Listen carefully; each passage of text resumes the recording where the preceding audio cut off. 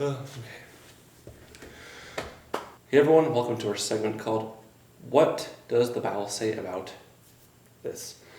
So what this segment is all about is we're going to look at this Bible, we're going to look at the Bible, and we're going to look about stuff that we have questions about. We all have questions sometimes we don't know an answer to, and we're going to look at what the Bible says about it, We're going to look at what the Bible says about it. So each episode, we're going to look at different topics, and this one, I think, is very relatable to a lot of people right now. Let's dig in, shall we? So one question that I know a lot of people ask is, why does God let bad things happen? I know I have asked that question before. I know I have. In our lives, we go through some hard times, and some of you at home, some of you have probably experienced really bad things.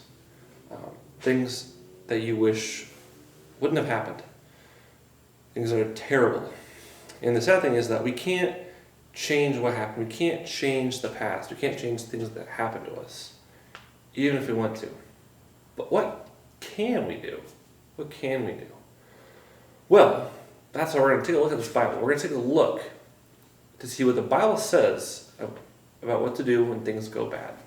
There are many verses in the Bible that talk about this kind of situation when things are going bad in life. So I'm going to go put some verses right here so you guys can go check them out in your own time if you want. So while we could look at those verses today, there are actually a few stories that I really want to take a look at because they are prime examples of this kind of situation going on. The first story that I want to look at is it's a story that has its own book of the Bible. And it's the book of Job. So Job's book, his very own book of the Bible, is all about him in a way, about his story of what happens to him. And let's take a look at that. So if you have your Bible, you should check it out at home for yourself. So if you didn't know, Job was a very faithful man towards God, and he did everything out of love and faith.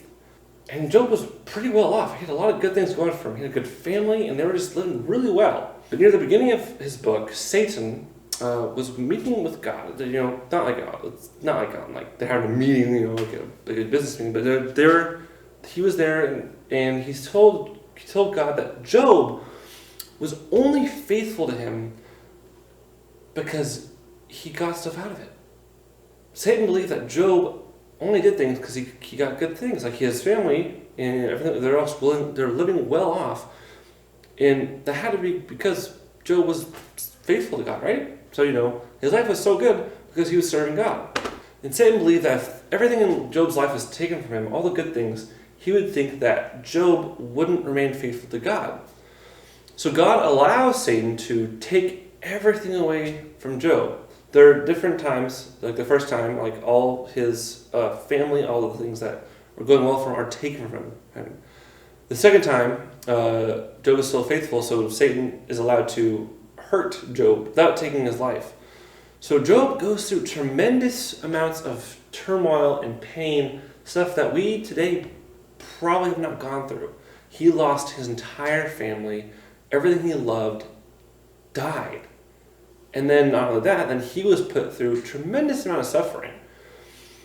And he was still living, but in so much pain. And at the beginning, he was still faithful to God. He was still faithful. However, that did not last forever. Job got to the point of saying that he wished he was never born. So he goes from this super well-off guy to everything being taken from him, but he's still faithful. But then he kind of stumbles, as we do as humans. We stumble. We're not perfect. We're not going to be perfect. But Job, he was doing so well, and yet then he didn't break. He just wished that he was never born, so he wouldn't have to go through all this pain and suffering.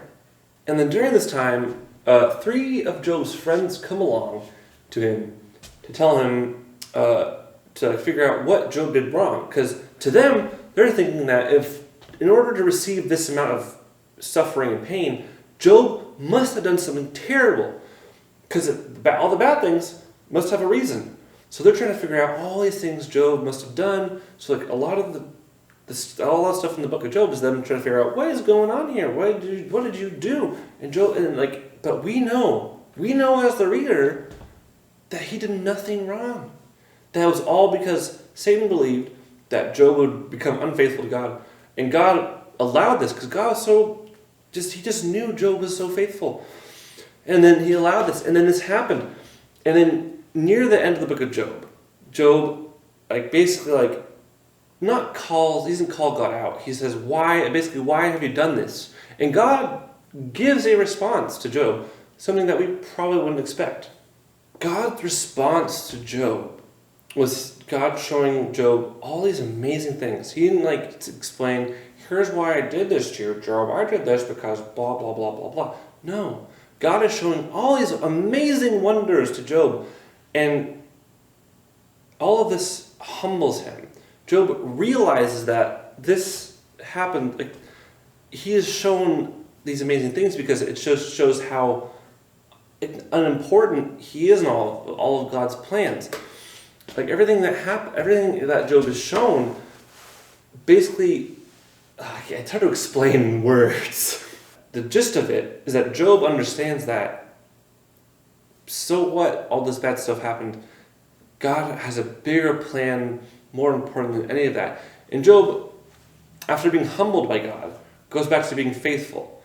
God is showing Job things that Job doesn't understand. He's basically telling Job, you don't understand me. You never will. All the things I do are out of your understanding. It goes for everyone. You don't understand what I do, and you never will, and that's okay. So Job is humbled by this. He goes back to being faithful. And after that, here's a kicker. Here's a kicker. And here's a slapper here. God decides to bless Job with more than Job had before. So it's basically, I'm not sure if it's the same family, but it's a new family. He has a family again, everything he had, but more. But Job doesn't receive this because he passed some test. It's not because he remained faithful that he got all this. It's just because God did it. That's just what God planned to do. He just did it. It's not a reward. It's not a punishment. It's just out of our understanding. So for this story, the point is that when things go bad in life, we shouldn't try to yell at God or blame God, why have you done this? Because, God has a plan. We have no idea what that plan is. And that might sound confusing, but guess what? That's okay. It's okay to be confused by something. But we're not done yet. There are more stories I'm going to get to. The next story that we're going to look at is the story of Joseph. Now, he doesn't get his own book like Job does, but I think his story is very, very important when it comes to the idea or just the mindset of what do we do when bad things happen. So Joseph was, at the time of beginning of his story, the youngest of 12 brothers. It was 12 of them, 13. So he was the youngest of his brothers, and they were very jealous of him. Joseph was he was kind of spoiled. Joseph was kind of spoiled. He got a nice little fancy robe from his dad, and he would just not brag about it, but he would kind of rub it in, sort of thing. Just look at the story of Joseph, and you'll see what I'm talking about. But getting to the big stuff here, his brothers decide, you know what? We're gonna, throw him in a ditch, and they throw him in a big hole in the ground. We'll never see something like this today. But basically, they give a big hole in the ground, and his brothers shove him in, and they drop him down. And that's not the end of it. Then they decide to sell him off into slavery. His own brothers, Joseph's own brothers, decide to sell him into slavery. I'm pretty certain that none of us here have been sold into slavery by our siblings. So after being sold into slavery, Joseph is taken to Egypt and then purchased or bought, because slaves are bought, they're purchased into slavery. He was bought by a person named Potiphar. So he is a slave to this guy named Potiphar, and as a slave, he, kind of not grows, he can become like a sort of friendship. He gains respect from Potiphar. He is able to learn and grow and sort of, not adapt, but he's accustomed to his life as a slave. He's not trying to fight against it, he's going along with it. And he gains the respect from Potiphar, and as a slave, he's basically sort of not even treated like a slave, if what you think of as a slave is. Things are going pretty well for Joseph. Being sold by his brothers into slavery, kind of a bad thing. But now he's making his way back up, and he is gaining respect from this guy named Potiphar who bought him as a slave. That's not the end, though. Sadly, Potiphar's wife really wants to hang out with Joseph, and Joseph knows that that's not a good thing. He wants to remain faithful to God and remain faithful to his friend Potiphar. So by doing that, he does not want to be friends with Potiphar's wife. Basically, he doesn't want to hang out with her the way Potiphar's wife wants to. So he always says no to her. And one day, she's had enough of it. She grabs him, and he wants to be away from the situation. So he gets out and runs away. She has his clothing, and she basically lies to the guard, saying, "Look at this man. He has done he tried to do bad things to me." So then, who are you going to trust? The wife or your slave? Sadly, the wife. Not sadly, but in this situation, trusted the wife. So Joseph was thrown into prison for something he didn't even do. So, gets sold off into slavery. Bad. But does a pretty good job as a slave. Pretty good. Then, thrown into prison for something he did not do. Bad. Joseph is not having a good time. Not a good time. Bad things are happening to him. But something that, if you read the story of Joseph, it tells of how Joseph is remaining faithful towards God. Everything he does is he's remaining faithful, and God is keeping an eye over him. God is keeping an eye over Joseph, which means that God is basically protecting him through everything. And we're going to get into that. We're going to talk about that, how important that is after this next situation. In his prison, Joseph meets these two people who have dreams. And he tells them these dreams because God has given Joseph basically the gift of telling dreams. But more accurately, God tells Joseph what the dreams mean. And Joseph tells others what they mean. So basically God's doing all the work and Joseph is just telling them what it means. So Joseph tells these guys what the dream means. One of them gets to leave, one of them does not. Sadly, it's a much worse fate. But it's just a way to go into the next scene where years later, or just later, Joseph is let out of prison because the one guy that got to leave is able to tell Pharaoh that there's this guy that can tell you what your dreams mean. So they use Joseph to do that. Joseph tells Pharaoh what his dream means, and because of this, Joseph is now put in charge of all of Egypt to take care of it. So because Joseph is put in charge because Egypt is going to go into a time of famine, like a lot of your 7 years of nothing good's going to grow. So prepare now, and then during that time, it's going to be bad. But if you prepare now, it'll be fine then. So Joseph has been in charge of that to make everything go well. So Joseph sold to slavery, but has a good job as a slave. Okay, gets thrown in jail. But now he's in charge of all of Egypt, next to Pharaoh. That's pretty good. So Joseph's on a big roller coaster of just, wow. His life is going in so many directions. And honestly, it's kind of nerve-wracking. It's just kind of like, wow.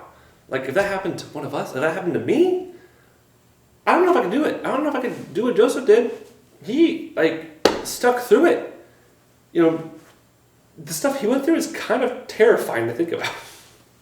I would not want to be sold into slavery. I would not want to be a slave. I would not want to be in jail knowing I didn't do the wrong thing.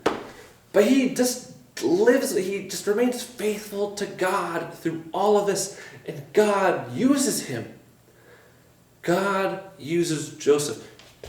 All of this whole winding path that Joseph has gone through, God uses it to save people. All these bad things are a way to help people, and God uses that. He uses Joseph to do that. The main point of today, of just looking at Job and Joseph, is their faith. They both went through tragic things, tragic events that happened. And for Joseph, we were able to see how God is able to use those bad events to help others. Yes, it might seem that Joseph went through a lot of bad things going on, all that bad stuff. We don't want to go through that. No one would want to go through that. But God was able to use that to help a lot of people. If Joseph was never put on that path, Egypt and all the people, including Joseph's family, would have died. They wouldn't have food to live with, but it's because that Joseph was put on this path, he was able to save people, and he realizes that. He knows that. When he meets his brothers again, he's not mad at them. He forgives them because he knows that God used him for this exact purpose, to save people, to save everyone. That no matter, through all the bad things, good things happen too. So, what does the Bible say about when bad things happen? I think it means that we should remain faithful, that we shouldn't give up, that we shouldn't wish that we were never born, that we should that we should just die. We shouldn't give up. Job almost gave up. We shouldn't give up.